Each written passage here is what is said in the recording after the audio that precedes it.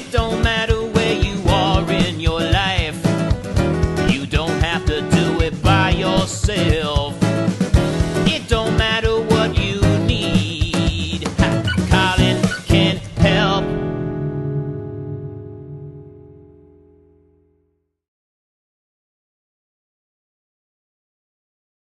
So, good morning again. We have a author showcase today. Why don't we let you go ahead and introduce yourself so that I don't leave anything out? Hi, my name is Roxanne San Jose. I am born in the Philippines and I moved here in Las Vegas, Nevada when I was 13 years old. I graduated in UNLV, University of Nevada, Las Vegas, with a degree in political science. I self-published my first book, Anagram, in 2015. And what brought you from the Philippines to Las Vegas? Basically, when the economy was down, my dad decided to migrate here and bring us here in the States. Was there anything that made him pick Las Vegas? Did you guys already have any ties there, or was he just a gambling fan? What took you there? Basically, my dad is an mechanical engineer, and it kind of relates to the casinos when it comes to slot machine repairs. So he chose Las Vegas because of his fierce in expertise. And what was that like for you being a teenager, growing up in the lights, the craziness of Las Vegas? It was fun. I had a lot of adjustments because people here are really, really nice. I mean, it's not something I'm not comfortable with. I had a lot of fun. And you went to UNLV for political science. What was your plan with that degree? Basically, I'm planning to go to law, but I had to stop because I've been working in our family business and into books. And have you been writing your whole life? Probably because I started in 2015 and right now I'm into marketing my second book. And what made you want to write? Is it just a creative outlet? Did you just have this vision come day and you're like, I need to write it down? How did all of that begin for you? You know what? I love reading, so it inspires me to write. You know, I thought myself, like, what if I became a writer because of just reading it? And is there a particular type of book you like to read more than another? Any book. It depends on my favorite author, and it depends on the book. Who is your favorite author? Mitch Albom and Dan Brown. Anything with Dan Brown and Robert Landon on it. And how long have you been obsessed with reading? Has it been your whole life? Has it started as a kid, or did you pick them up as a teenager? As a teenager, when I started really reading, like seriously know how to read. And for people that are trying to get their kids into reading, was there anything in particular that got you into reading, or anything now that you are a writer that you wish people would do to get more people into reading? Basically, for a parent to have their kids read a book, just give them a book, like open a few pages and read them out loud. I think that's kind of a good example. And then as a person to get into writing, just, don't afraid to pick up a book, which is just fine. Just whatever interests you the most. If you like, let's say jazz or hip hop, read about history about hip hop. There's nothing wrong with reading based on what you like. I 100% agree. I've always said I hated going to school, but I love to learn, because I hated when they'd be like, oh, read Shakespeare. You're like, I don't want to read Shakespeare. But if you teach me about a computer or about a different design program, I'm all about learning how to read it. So I think you're 100% spot on there, where just read something that's interesting and you'll probably like reading. It's not like you're forced to read a dictionary. That's true. Just like in college, you pick your degree because you like that degree, because you want to work in that field. So that's why I chose political science, because I also somehow wanted to be a lawyer. What type of law do you want to go into? Probably immigration. Is that because of personal struggles with immigration law, or just you're trying to get more people just easy accessible, political climate? What's got you going towards that route? Both, because I'm from the Philippines and I just want to help people become like legally here in Las Vegas, or in the States, let's say. Mm-hmm. How was Las Vegas? Was it welcoming to you guys when you came over? Oh, it was. We had no problem with it. Do you guys still travel back and forth to the Philippines a lot, or are you still are you mostly based in the States? Once a year I travel back because I have a lot of relatives back home. I've never heard anything bad about visiting the Philippines. Somebody that has native roots, if somebody were to go to the Philippines, could you give them any travel suggestions? Anything that you might not think of before traveling there? Probably go to Manila, which is our capital, because we have a lot of historical places, just like the Jose Rizal Monument when our national hero was shot. And there's a lot of, like I said, museums around Manila. And I'm little, but I call myself a fat guy all the time. Are there any Philippine cuisines that you just cannot get in America that you think should be here? Probably balot. I think they sell balot here in Filipino restaurant. It's like I don't want to be like disgusting because it's in the morning. You eat like a dead chick inside of it. It's called balot. It has dead chick inside it. So I've heard of that. It sounds disgusting. You're right, but is it good? There's obviously a reason why people are eating it, right? Yeah, I don't know why people like eating it, but I like eating it because I'm Filipino. I used to eating it. It's just so delicious. When you open it, it has this dead chick and this yellow thing. There's a yellow thing on it, and there's a soup on it. So that's why I kind of like it. It's normal when I eat it, but I don't know with other people. I'm so sorry. Not a problem. I'm totally against people like not trying things because it's weird or gross or whatever. Like as long as people are eating it and they're not getting sick, like why not eat it? Why not talk about it? It's one of those we're used to eating, a lot of things that are gross to other people. Like why would we put so much stuff in deep fryers? You shouldn't do it. It's not healthy, but it's delicious. I know. So let's go a little bit back to what took you to UNLV. Was it just the school's prestige? Was it just that it was close to home? How did you pick that for college? It was close to home. And you said that you want to get into law school and be a lawyer, but things kind of took place. Where do you have your eyes set on a particular law school? Basically same. Gotcha. And how long does that take? Is that another 4 years, 2 years, 6 years, million years? How long? Million years. Hopefully not, but 4 years. Gotcha. So in the meantime, while you're not becoming a lawyer, you have become a published author. You got your second book coming out in about 2 weeks? Yeah. What was that like? What was it like deciding just to go all in and write a story? It was fun and challenging at first because to write a story you have to be really creative. You know what to do next. So that's what I did. When I started my story, I was like, "What are you gonna write about?" And then I said, "Okay, I want to write about science fiction." So I wrote down everything. It took me around 2 years to finish this one, and I learned a lot. I learned a lot that we need to edit our book before we send it to publish it, which I didn't do. So I got a lot of rejections. So I edited twice, and there you go. I got acceptance. So the importance of editing is very much in the process, because if you don't edit, it will not work. There's gonna be a lot of grammar and a sentence structure that I need to work on. So that's something I did wrong, and thankfully I did it right this time. So a lot of editing and contacting editors and editing back. The aftermath of writing was hard, but it was fun. And you said 2 years. Yes. Is that just putting little pieces and parts of stories and then kind of learning how to put them all together? Was that just a lot of research?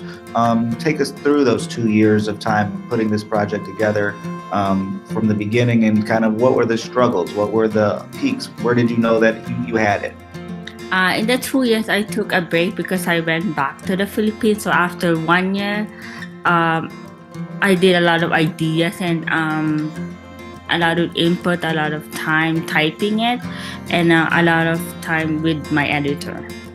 So that's the editing and the writing part a year after. Gotcha. And how did you pick an editor? I mean, there's 1,000 editors out there. A lot of people are really, kind of skeptical of picking an author, kind of afraid that they're not going to do a good job or change the story. How did you pick one? How did you find one that you were comfortable with? Basically, what my manuscript that time, because it's unpublished, what it needs. Like I need someone to change my grammar. That's one thing. And number two, the price, because a lot of editors cost around 1,000. So I picked this one, which is a kind of lower 1,000 job. And it's one of those, a lot of people hear like, what, they charge thousands to edit, but but a lot of people don't really think about how long it takes to read through an entire book, even just one time as a reader, but to go through it critically and to change the grammar, to not change the story, but to make sure that it's told in the right way. I mean, it takes a lot of time, a lot of man hours, things that you can't really, at least yet, automate, right? Yes. And as far as picking the editor, you also said that you sent out a lot of things to publishers. How did you pick what publishers you wanted to work with? Basically, that works with my manuscript that time. My manuscript is about, somehow science and romance novel. So I have to pick something like that relates to science and romance, which is very important to all writers out there, to pick the right publisher for your work. Because if you pick like a fantasy publisher and your book is not about fantasy, then they will reject you just like that. Just Gotcha. pick something that relates to your work. Gotcha. And what publisher did you end up with? I end up with RadioPublic LLC. And do you like the idea of, what do you like about the idea of being with a publisher opposed to being self-published? It's easier because I don't have to do all those cover design, those editing all by myself. So they're the one who's doing that, and they're also helping me with marketing. That's good. Gotcha. So basically, it sounds like you just want to focus on writing. You just want to focus and hone in on your craft, and you want to give all the business part and all the design stuff to somebody else that they like doing that, and you don't like doing that. Do I get that pretty much right? Yes, because I don't want to do everything again. Because when I self-published my first book, Anagram, I did almost everything. Like I know how it feels, quote unquote, to be a self-publisher. Gotcha. And let's talk a little bit about that book, Anagram. What was Anagram about? It's about three different countries fighting for islands. It's like the situation in the Philippines before, with China on the Spratly Islands that we won, by the way. Yeah. And was that one also a couple years to get from thought to book? I don't quite fully remember, but I think it was less than a year because it was a current issue in the Philippines, so I don't have that much difficulty writing about. Gotcha. So it sounds like you kind of like to take realistic events, but then kind of twist them and make them a little bit more fantasy and a little bit more far-stretched, and use your imagination to really create a story, but also have a little bit of things that you might be like, oh, this might be real. Yes. And what's that like, building characters for a fantasy novel? I love it. It's like, being a different world. Like you have to invent a new word, a new character, a new story. I had fun. I had a lot of creativity came out of me in that story. Do any people in real life show up in your stories, even if they have a different name? Not yet. But do you like kind of build from the traits of people that you know for your characters, or do you make them all up from scratch? Somehow I make it out of scratch, but I know in my second book, Time Travel, when you love someone, you will do anything for that person. So that's what I did. I know someone out there who loves someone will do anything for that person. Probably my parents, let's say. Gotcha. And with the book, you have a publisher, so you said that they're doing a lot of work for you. In my marketing company, I'm a firm believer of doing as many mediums as possible, taking the big pillar piece of content being your book and putting it into every format that's possible. What formats is your book available in? It's gonna be available in ebook, Kindle, and a paperback. There's PDF and another ebook, e-published format, and Yes, that's it. Ebook and paperback and PDF and ebook formats. And And I think they have like a audiobook. I was just going to say, to me, audiobooks are huge, especially for more starting out authors are kind Yeah. of really hesitant to go into the audiobook realm because, just like you were saying with an editor, it could be very expensive for a professional to put it together. But just like today's technology, I mean, we're talking 2,000 miles away, and we have perfect audio coming back and forth. To me, I tell a lot of self-published people just every day go and write a chapter. Use your phone and just go into a closet and say chapter 1 and start reading. And within a week, you could have a full audiobook out ready to go and refine it as you go. So it's good to know that your publisher is doing something for you on the audio front. Yeah, I really appreciate them. They really help me. And with that publisher, is it I don't know much about them. Do they have a lot of other authors? Are you one of the main staples of the? Go ahead. They have a lot of authors, the same romance authors like me. And are they able to get your books into stores, or are you mostly looking to sell the ebooks online? What's the main approach for sales for your books? Basically, they're planning to also put them in stores because I remember talking to them about it.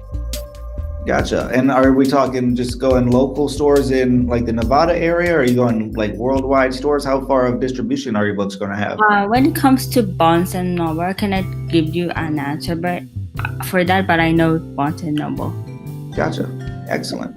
And let's move a little bit more into, like you said, they were doing a lot of your marketing and stuff for you.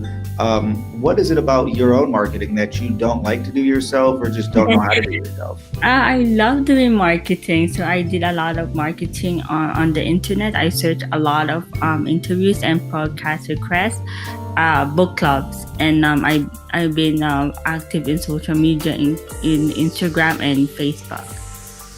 See, I would say opposite of that. I did a quick little sweep of your social media stuff, and I'd say that you are overly active on Twitter. You love Twitter. I do love Twitter. You've got, in the last 2 years, 12,000 tweets. So that's you've been quite active on there. Did you just recently start with Instagram? Is Instagram a more new thing for you? Yes, it's a new thing to me, but I used to have an old account, and I opened this one for my second book promotion. Gotcha. And how are you independently using social media for promotion opposed to how the publisher is working on your behalf for social media? Basically the same, because we're just kind of letting the audience know that my book is ready for pre-order. And on my side, I'm more like engaging, more marketing, like more promoting on my book, like when it comes to front cover, talking to various people, and I'm having like requests. Gotcha. And a lot of authors struggle with the ability to get reviews, to the ability to get people just to say, hey, I read it, I think it was good. What is something that you do to inspire people to go leave a comment or leave a review for you? Something that gave the general view of the book. This is what the book is about and what I think it's about, because I think I write it on my email, like the story highlights about, friendship, determination. So that's my personal view. So for me, I hope that kind of relates to them. Gotcha. And you touched on the words your target audience. Who do you think is the perfect reader for your stuff? The young adults. From the young adult, we're talking, 12 to 18 or a little bit older than that? 13 to 18. And how are you targeting them? Are you doing anything to get into schools and talk to them? I went personally? to my school. I first went to my school and I talked to the advisor of my school newspaper, and it's like, okay, good. And then my teacher told me just send more information for the newspaper online to write about it. And I've been to school. I've been to our local Barnes and Noble to talk to the young adults club. Gotcha. And what about with social media? Have you done any like Facebook or Instagram ads targeting people in that age group? I did on Instagram and then on Facebook. Did you have any luck with that? Oh, I did. I had a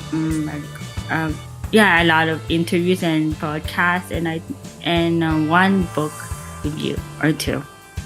And you seem pretty comfortable on camera and talking and things like that. And maybe it's because you've done a lot of interviews and podcasts. For people, a lot of authors are kind of more in their shell and afraid to get on camera and talk about their things and talk about, all that they're doing. What makes it easy for you, or what can you tell other people to do to promote themselves in that way?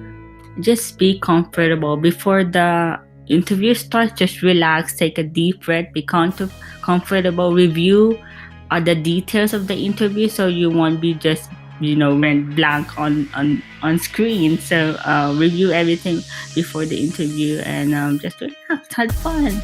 It's like talking to a friend. It's like I'm talking to you as my friend, which you are my friend. So absolutely, just be comfortable. Yeah, and I that's my goal as an interviewer, is not to make it just, I have questions for you. Like that doesn't make it fun. Or like a lot of people will just send a question list to you, and you're not getting the same reactions. You're not getting the same back and forth laugh like you and I could have right there.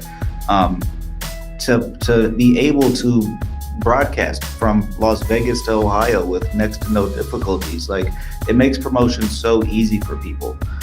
So those that aren't taking advantage of it, it's one of those and then they wonder why they don't sell books.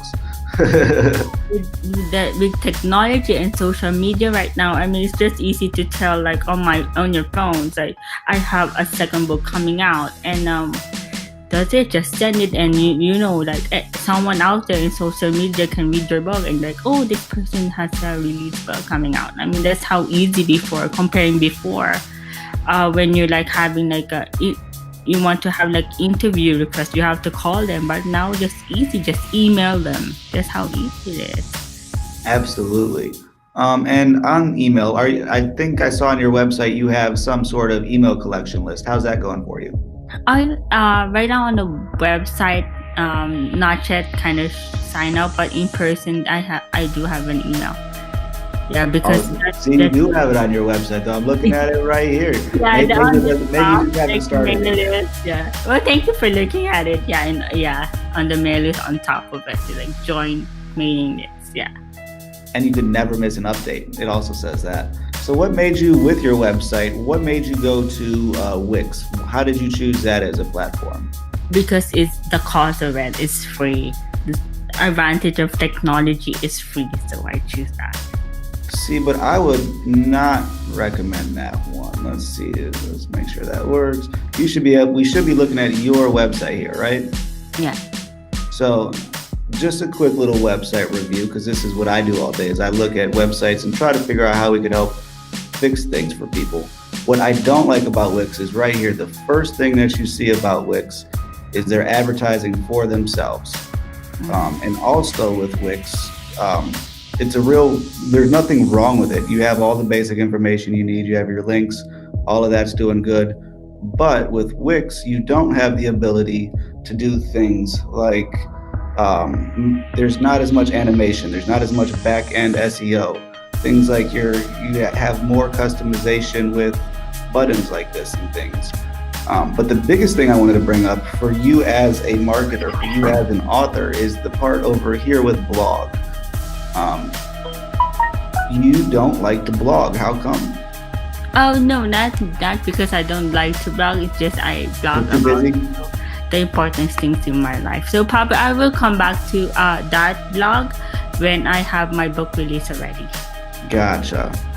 Because one thing that I always recommend with the blog as an author is, as you're making that process, like right now you're so busy with all your interviews and stuff, to kind of use that blog to just fill all the keywords. To the more that you could just put up, time travel with Roxanne, or any type of way that you could combine those more times on your site, it just really benefits you in searches.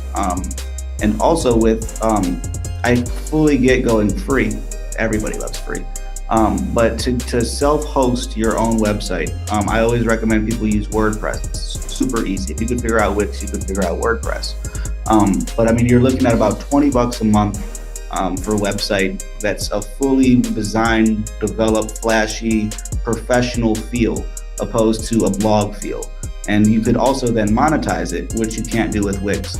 Where as an author, if you're promoting different books or promoting different materials, you can put links in there to then make more money on the back end on your own way to kind of help offset that $20 or $30 a month, whatever it ends up being.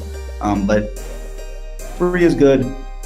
I always recommend investing in yourself. So just one of those things, think about after we get off the interview, do a quick search just through premium WordPress themes for authors. And you'll see a lot of different things that are really just plug and play, where you can just drop in your photo, put in your bio, put in your cover, and it makes your image, your brand overnight almost. I mean, maybe not overnight, sometimes it takes a weekend, but overnight, if you have any bit of technical savvy, which it seems like you do, you could completely give yourself a technological makeover.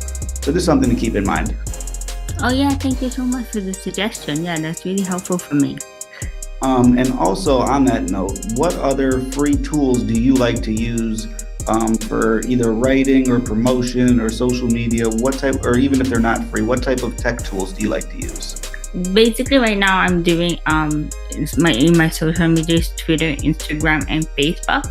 And now when I contact people on book reviews and interviews and other stuff, I do email.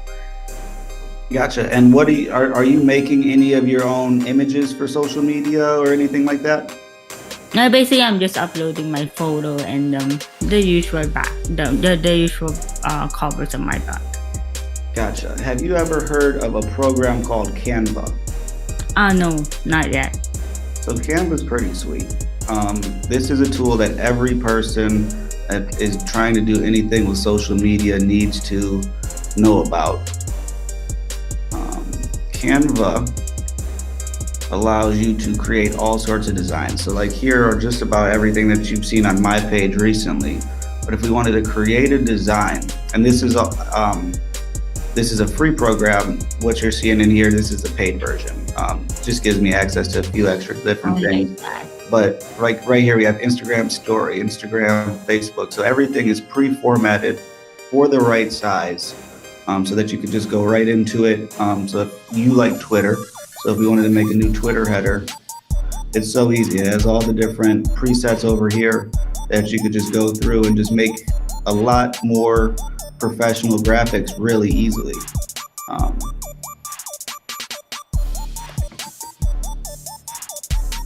Just like that, you have a graphic to go put on your Twitter banner or anything like that, and it's free.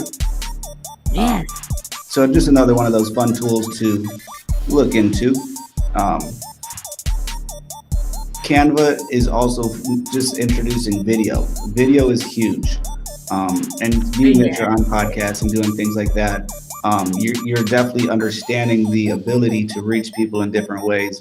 So one of the other last things that I always like to tell authors before we get them off and back onto the book topic, but the more that you can do just to document your process, to video yourself just writing your book or making a graphic, just to show the behind the scenes of like, this is how hard I work at my craft, just to show how much you love and how much effort goes into producing it, goes a long way when you're touching those new customers, those new potential readers. Understanding of it, yes. And especially somebody like yourself that's trying to touch those young adults, to kind of be the educational force behind them. They might not want to talk to their English teacher, but if they have this really cool author that's writing good books, that's kind of going on and saying, this is the importance of writing for expression or focusing on grammar, like using that as your platform to organically talk about your book, just like how we are in the podcast. We're giving information back and forth. You're telling me about writing, I'm telling you about marketing.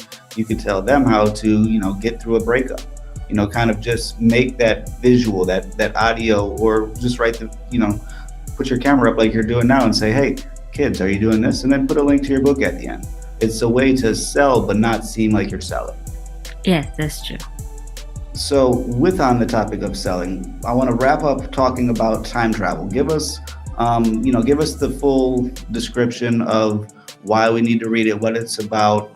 Just walk us a quick little walkthrough through the time travel. Time Travel is a YM science romance novel.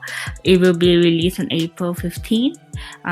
It's about Angela Thompson, an inventor of a time machine, and her boyfriend John Salvador actually accidentally traveled back to 1970, so he has no choice but to find him. While in 1970 there's a lot of conflict happens, character agreements, and at the end of the day she actually accidentally changed the world. And for me, the story highlights about friendship, determination, and love. And like I said, why the readers read it is because the highlights of it. Gotcha. And that comes out, you said April 15th, was that right? Yes, April 15th. And I believe we said we could get it at Barnes & Noble, Amazon. Is there anywhere else? Yeah, Barnes & Noble online so far as I know, and Amazon. And on right now it's on pre-order, so they can just go to RadioPublic.com and they will find my book. It's on pre-order. Actually, www.radiopublishing.com. Gotcha. We'll make sure to have all the right links and all the descriptions and things for all of the videos that we make. How I like to end every interview is what I call the digital soapbox. I didn't tell you about this part because you get to do whatever you want for the last minute, whether you want to plug your book, whether you want to just give an inspirational thing, talk about yourself. You get to leave the viewers and the listeners on any note that you want, and go ahead and start whenever you're ready. Basically, my advice to watchers right now in this interview, whatever jobs or career you want to have, just be passionate and be hardworking, and that will happen. I mean, I work hard to be a book publisher, and it happened to me because I'm very determined. And I wish everybody good luck in life. And about my second book, like I said, it's gonna be out on April 15th, and you guys can pre-order it now at www.publishing.com. I mean, for me, it's a cute story, and it highlights friendship, determination, and love. Excellent.